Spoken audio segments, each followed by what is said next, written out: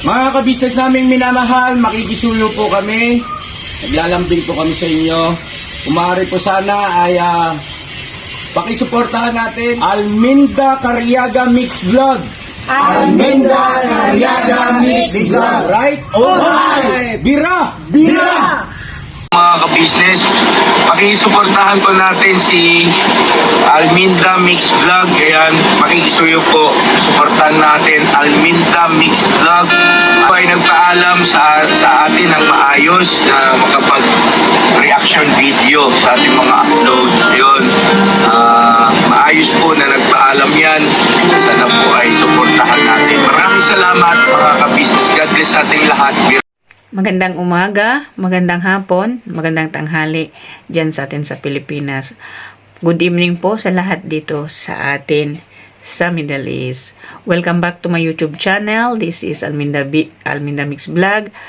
Nagsasabi po sa inyo na gagawa tayo ng reaction video natin sa gabing ito para may mapanood po tayo mga kabisnes. So, bago po natin umpisahan ang ating reaction video, dito nga po sa small, medium, large ng Kagwang.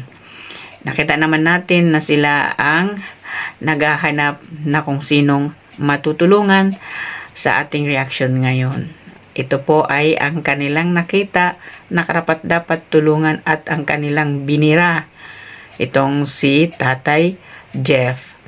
So, bago po natin umpisahan, gusto ko lang pong humingi sa inyo ng kontin lamang paglalamig. Kung bago pa lang kayo dito sa aking YouTube channel, baka pwede naman po pakipindot ng subscribe button dyan at pakisali na rin ng notification bell. At wag po natin kaligtaan isuportahan ang mag-amang Kabisnes Family, Kabisnes Official, Papa Dins TV, at ang kanya lang pangalawang channel, ang Kabisnes Family, at ang Yang Russell po. So, nakita naman po natin na itong tatlong kagwang, ang small, medium, large, itong si Buknoy, si Boogie, at saka si Intoy. Ang cameraman nila ay si Intoy. Naghahanap ito, naglalakbay ng buong kalsada na naghahanap kung sino ang karapat-dapat nilang matulungan. Bago nila man nakita si Tatay Jeff, ay itong nagutom siguro sa kakahanap, ay bumaba at humanap ng merienda. At ito yung nahanap nilang merienda, yung meriendang kwek-kwek. Dito ay nakita naman natin umandar na naman ang kanilang pagkakwela dito. Pangungulit ni Intoy, ang pangungulit din ni Bornok dito kay Boogie. So, yun na nga, natagkatapos nun ay nakilala na nila ito at nakita nila itong si Tatay Jeff ay naglalakad. So, nilapitan nga nila ito at ang kasabi nito ay ito na nga daw ang kanilang hinahanap na matutulungan sa araw na yon. So, yun, tinanong, in-interview, ay ang hindi pagkaalam ni Intoy, mahina pala itong pandinig ni Tatay Jeff. Siguro, dahil siguro din na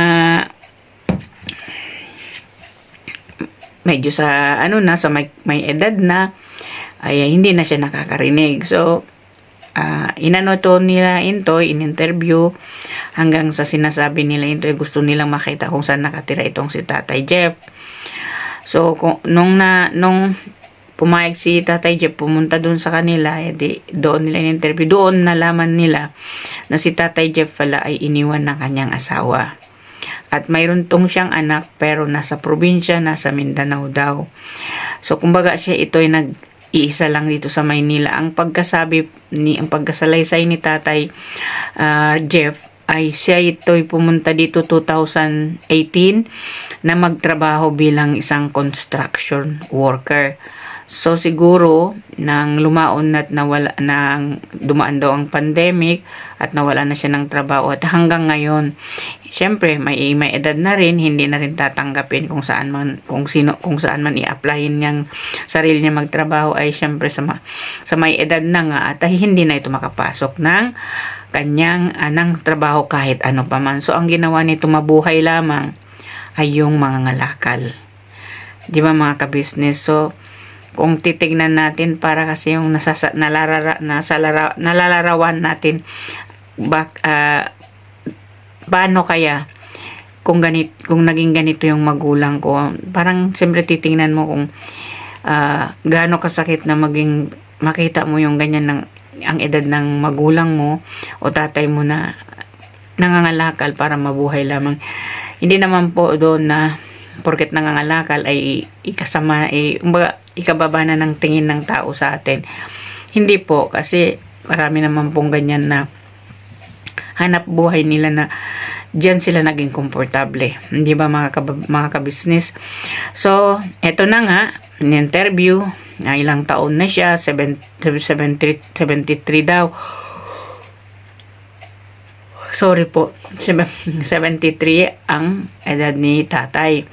So, pagka-interview nila Intoy at nakita nila kung anong kalagayan, napakaliit ng bahay ni tatay Jeff na kumbaga ay mayroon lang parang pagitan sa gitnaan ng dalawang bahay, doon yan ang ginawang bahay yon. Siguro pinayagan din siguro siya na doon na lang siya manirahan for a meantime lang, kasi syempre wala na talagang choice, kaya parang ganoon na lang ang liit ng bahay nitong si Tatay Jeff. Pero ang sinabi niya, nag-iipon daw siya ng pera at siya ay gusto nang umuwi sa Mindanao. At sana naman tatay, matulungan ka ng ka-business para makauwi ka, 'di ba?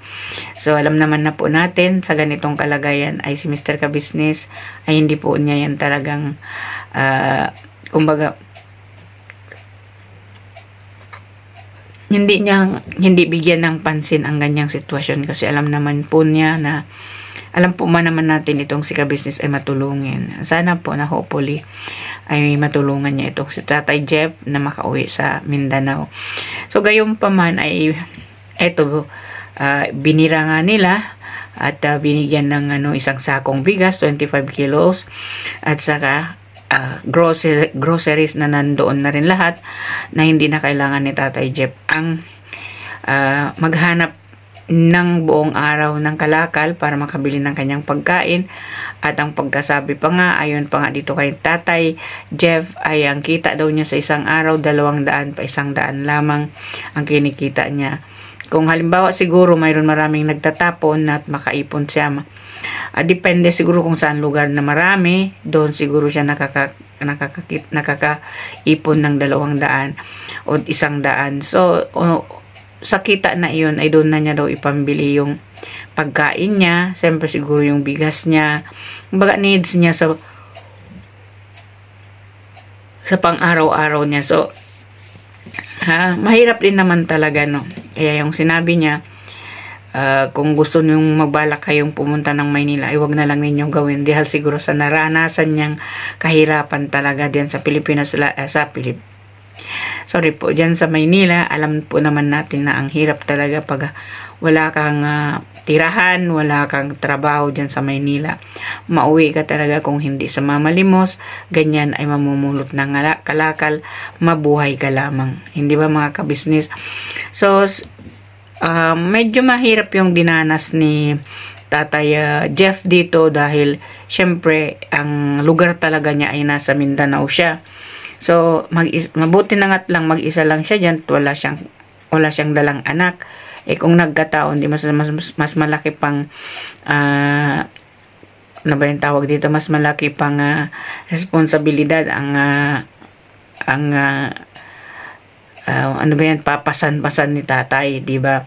Although alam naman natin na ganyan na siya baga may edad na, hindi na matanggap sa trabaho dahil na rin sa pandinig niya ay mahina na rin dahil din sa kanyang edad na rin. At siyempre iba naman na talaga na kung may edad ka na kaysa sa bata kang mamasukan ng trabaho dyan sa Maynila. Kahit naman sa babae ganun din, di ba mga ka-business? So maano na lang talaga na sana ay hoping po ay matulungan siya at makauwi siya papunta ng lugar niya nang hindi na po siya maghirap dyan at manghirap Di ba kasi ang pagbanggit niya ay sa pangangalakal gusto rin niya makaipon ng kanyang pamasahe.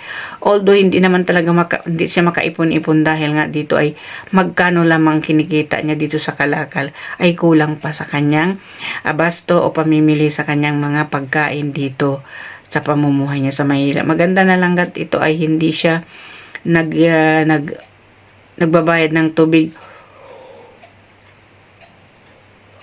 at kuryente dahil siguro ay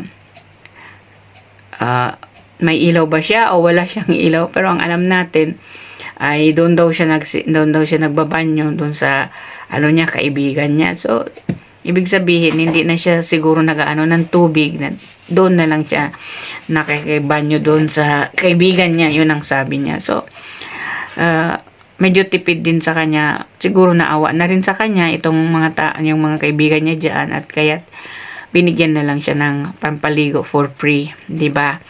So ang hirap din naman siguro diyan sa tumira sa Maynila, lalo na wala kang kamag-anak, wala kang ipon na malaking pera, wala kang dalang pera na malaki. Kumbaga pumunta ka lang diyan ay para magtrabaho, tapos ay nang nawalaan ka ng trabaho, wala ka ng matirahan. At yan, ganyan. Yung iba nga mga kababayan, nakikita natin, di ba mga ka-business, nandyan na lang sa kanto, na natutulog, dyan na lang nagpapalipas ng gabi. Sa tanghali, sa umaga ay mag-uumpisa ng maghanap ng kalakal or whatever ang kanilang makita. Pagkagabi doon sila na lang sa may kanto, kung ano yung saradong tindahan, doon sila matutulog. Kumbaga ay ang hirap ng buhay pag wala kang kamag-anak o wala kang matirahan dyan sa Maynila. Di ba mga ka-business? So, bago po natin i-ano ang ating reaction video dito, may napansin lang po kasi ako dito sa vlog ni ka-business na ito, tungkol dito sa kay Tatay Jeff, although na mission ito nila, no, naghahanap sila ng tao matutulungan. Mayroon lang akong natawa at napansin dito na mayroon nagkomento dito na wala naman talaga doon sa content ni Mr. Ka-business, na ang pagkasabi niya, mga ka-business, mag-move on na tayo, masaya na si Bong at si Clarissa doon sa nanay ni Bong, sa nanay ni Clarissa. Ibig sabihin, masaya na si Bong doon sa nakatira sa nanay ni Clarissa, mag-move on na doon tayo mga ka-business. Ang layo naman ng kinomento niya dito sa pinapanood niya. Although ang content na ito ay content ng pagtulong, hindi ito content ng dahil kay Bong at kay Clarissa. Ay di lang natin maintindihan at kumbaga, kung magko-comment tayo, tingnan natin kung ano yung binablog ng tao bago tayo mag-comment, para hindi ba katawa-tawa. Natawa lang talaga kami nung nakita namin yun. Para kasi siyang na lost command ba. Yung bang na center of distraction siya doon. Kasi nag-comment siya, wala doon sa vlog na pinapanood niya. Napakalayo ng komento niya doon sa pinapanood niya. Ibig sabihin, nag-comment lang siya pero hindi siya nanood. Hindi, wow. Nakakatuwa lang. Yun ang nakaagaw pansin sa amin lahat, na yung komento na iyon na mag-move on na daw. Wag na natin yun pag-usapan mga ka-business. Past is past. We let them go and we're going to move forward for our daily routine every day, for our yung naghahanap buhay ka or something. Let them be whatever they want to do. Wala tayong pakialam doon. At saka kung gusto mong manood ng ka-business, wag mo namang i-comment doon yung wala doon sa sa content ni ka-business, para kasi kang gitara na wala sa tono doon.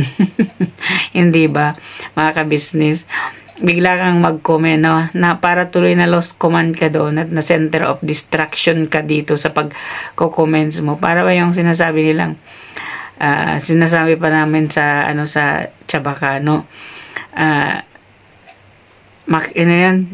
yung bang entramitida. wala sa ano, entrametida na wala sa lugar. Yung mga sinasabi namin sa Chabacano. Bien entrametida, no hay na lugar. Di wow. Di ba mga ka-business? Nakakatawa lang yun. Ako ko ng pansin. Mas nakakonsentrate ako nanonood dito kay Tatay Jeff. Ang napansin ko, bumungad sa akin ang ano na yun, ang komento na iyon. Kaya nakakatawa na lang. Kumbaga pinapakita mo na lang, ma'am. Na para ka bang yung para ka bang walang pinag-aralan na grade 1. Yung bang kahit siguro ang grade 1 ay alam niya yun. Yung para bang tao na hindi marunong manood kung ano yung episode na pinapanood niya, tapos ay pinapaliwanag niya sa tao yung iba. Kumbaga, wala nga sa tono. Entrametida pero may na lugar. Nakakatawa lang. Sorry po mga ka-business. Natawa doon ako nakapokus yung mind ko doon sa ano na yun, sa komento na yun. Kasi natawa talaga ako. Bakit ka nag-comment na gano'n na iba naman yung episode doon na wala naman doon sa binanggit mong comment na yun? Di ba katawa-tawa lang? Kung mag-comment, mag-isip-isip muna bago mag-comment para hindi mawaw mali. Di ba? Mawaw mali ka talaga pag mag-comment ka na. Basta ka na lang mag-comment na hindi ka nanood. Kasi ang kinoment mo wala dun sa content. Di ano nga tawag dun? Di, wow, mali. So mga ka-business, hanggang dito na lang ang aking reaction video. Kung nagustuhan ninyo ay paki-share and like na lang ang aking reaction for tonight. So please don't forget to support Ka-Business Official, Papa Dins TV, and ang pangalawa nilang channel, ang Family Ka-Business, at ang iyong Russell po, at ang inyong lingkod, huwag niyo pong kalimutan, Alminda Mix Vlog. Please do subscribe and hit the notification bell para updated tayo sa lahat ng aking mga video ina-upload. So, at suportahan po natin lahat ang aking mga kasamahang reactor, katulad ng Taong Gala, Anime Reactor TV, Analisa Reality TV, Mamplers Channel, Kanlingap Turak, at VLC Katangay Vlog, at ang inyong lingkod po, Alminda Mix Vlog, nagsasabi, magandang gabi, magandang umaga, magandang tanghali sa Pilipinas, magandang gabi around Middle East. Ito po inyong lingkod, nagsasabi, may Allah bless us all, at mabuhay tayong lahat. Marami pong salamat sa mga subscriber ko na solid supporter ni Ka-Business Official, at nandito po sa akin nagsasubscribe. Maraming salamat po sa inyo, ma'am and sir.